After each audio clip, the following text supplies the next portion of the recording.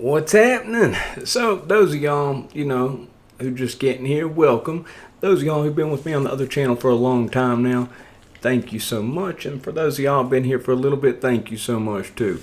So, for the past week, just to give you a little update on what's up with me, I've been not doing as much on this channel. My mom went to Cancer Treatment Centers of America. She goes there every year.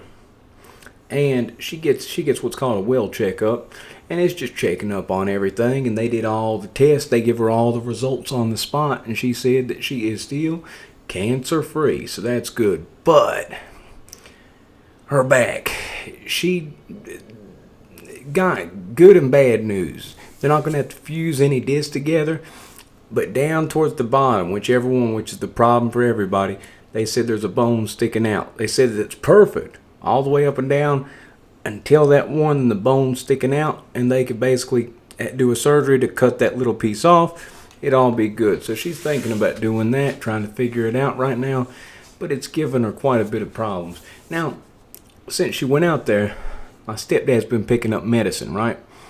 So we get our medicine at the same pharmacy, and he picked up my medicine. Then they went out there to Chicago. So my medicine I hadn't had for the last few days. So I've been dealing with some severe sleep issues. And I bring that up just because that's, when I deal with this sleep stuff, it gets me a little behind. And I've got to get the stuff on the main channel, but I want to get the stuff on here more regularly. Once they're back, everything's good. Then be back on track.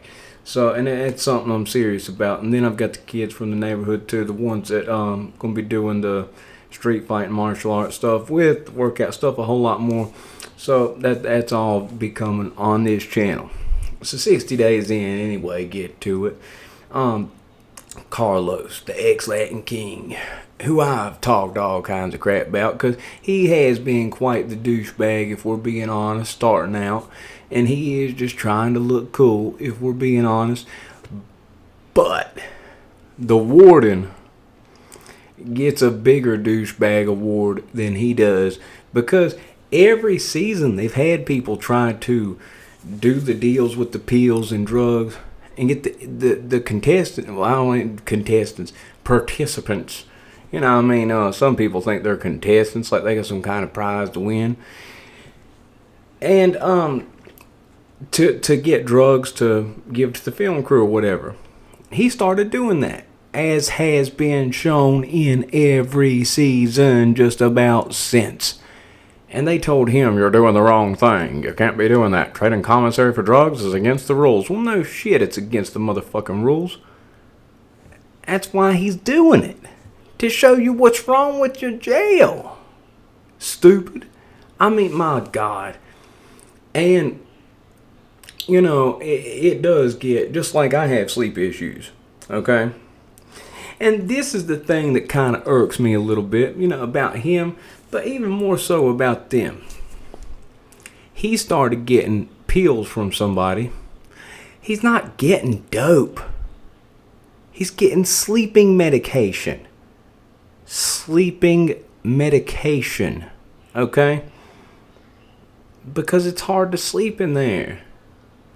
It's hard for me to sleep, and I'm home, And I'm going to tell you something. When I was in prison, I bought my sleeping medication too. Now, I'm going to tell you why. They make you go to pill line, in which they force you, some watch a little more closely than others, at 7:30.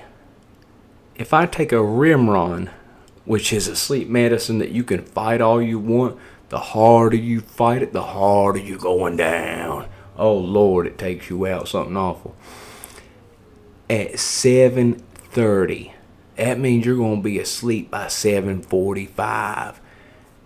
I didn't want to go to bed at 7:45.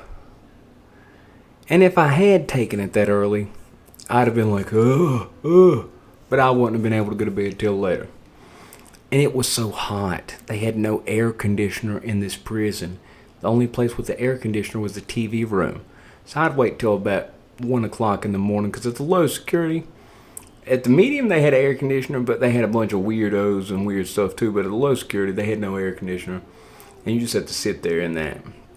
So sitting in there, sitting and dealing with that, I'd sit there and I'd wait for it to cool down. Because even though it might have been 60 degrees outside, if it was 90 plus that day, let's say it was 100 that day, it was going to be 80 plus degrees until after midnight. That building was like a pressure cooker.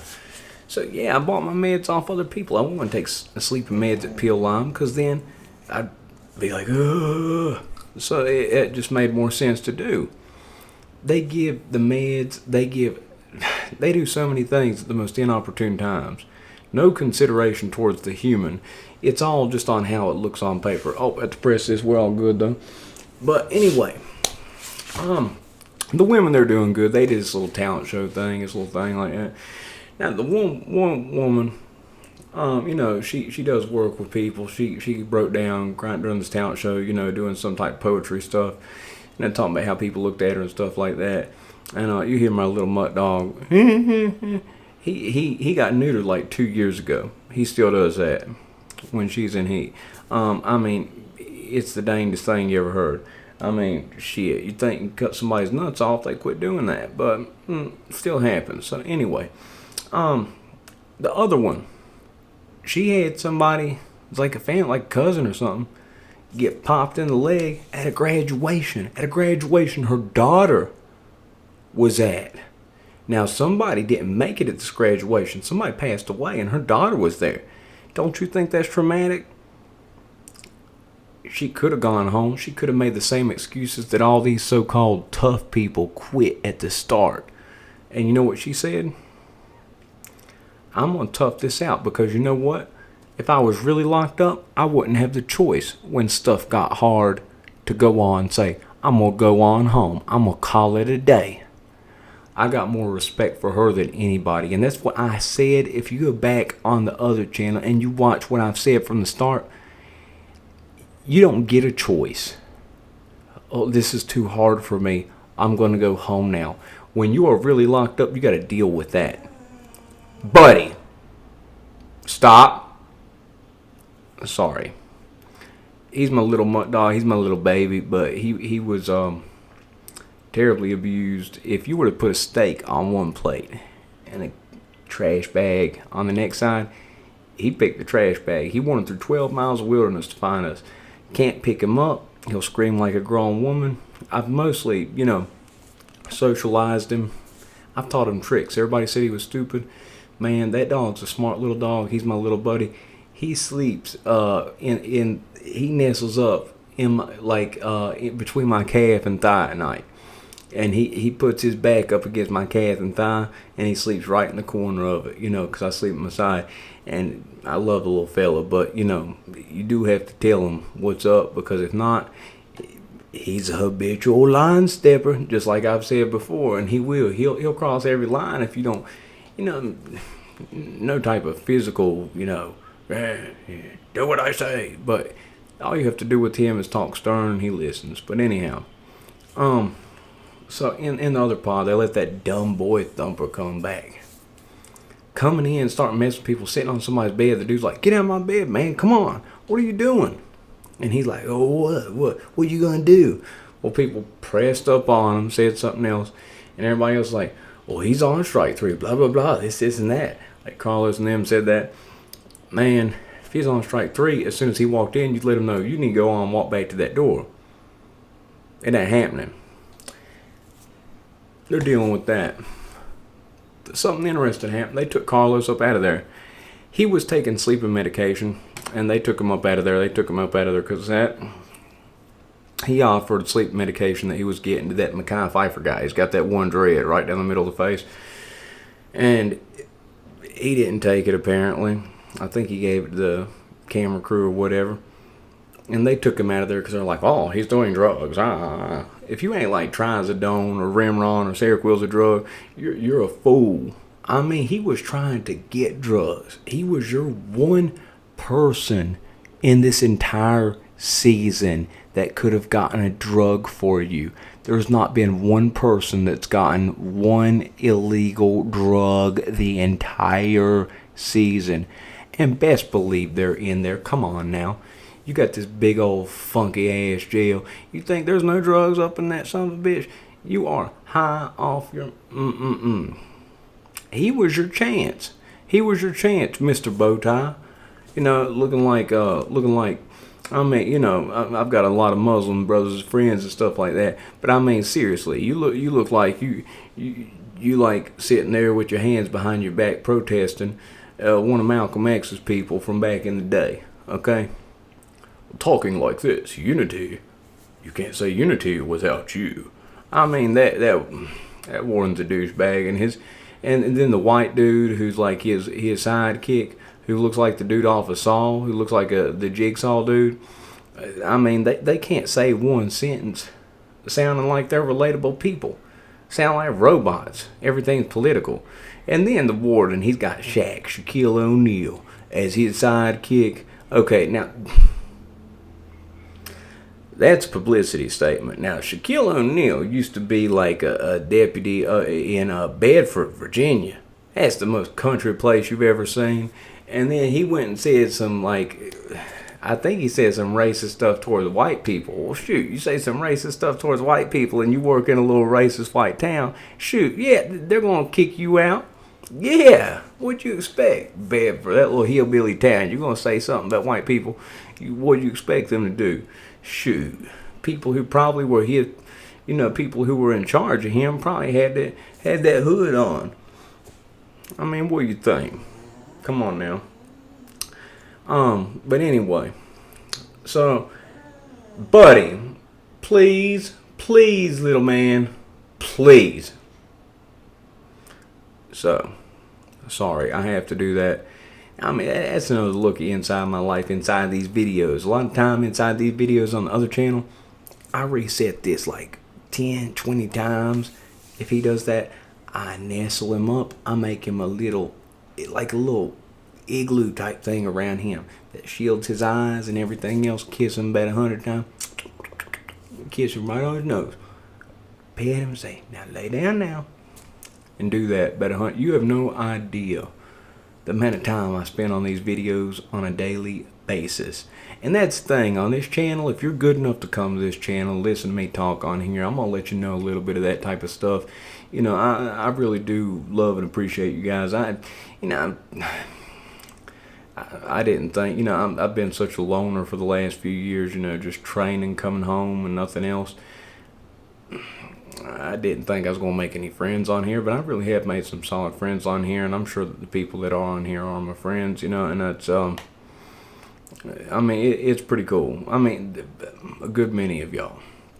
But anyhow, so Carlos gets taken out.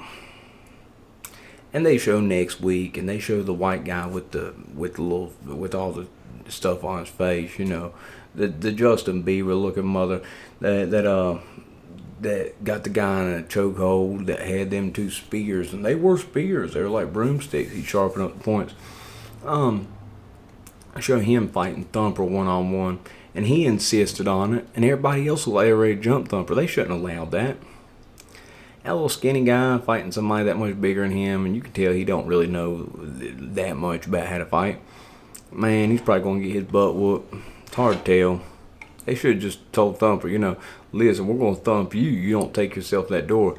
He is a nuisance, and there are people like that in jail. There are people like that in prison that people have to deal with, and typically they don't have the whole pod stand up against somebody like that. Lord have mercy. And taking Carlos out, I do have to admit it. He knew what they was going to say at the reunion. Oh, I was the pod boss. He was going for that. And, I don't think he was the pod. I think that bull rider guy was the pod boss. I mean, if we're being honest about it. That bull rider guy, that jacked white guy with the salt and pepper beard and hair. Yeah, that's a big old white dude. Shoot. Man, you don't typically see that.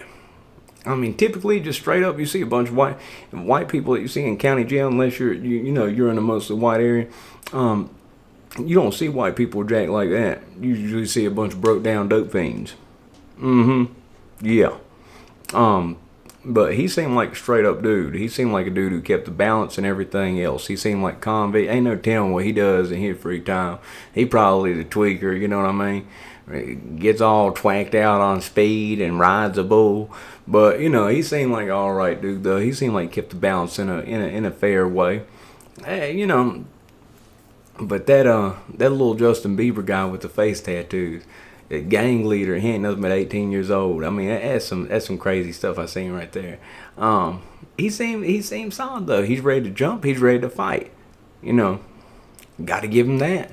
But Lord have mercy. God bless his heart. That's what they say in the country. So anyway, I apologize for not having a video on here in a minute, but I'm gonna be on it more and more day by day.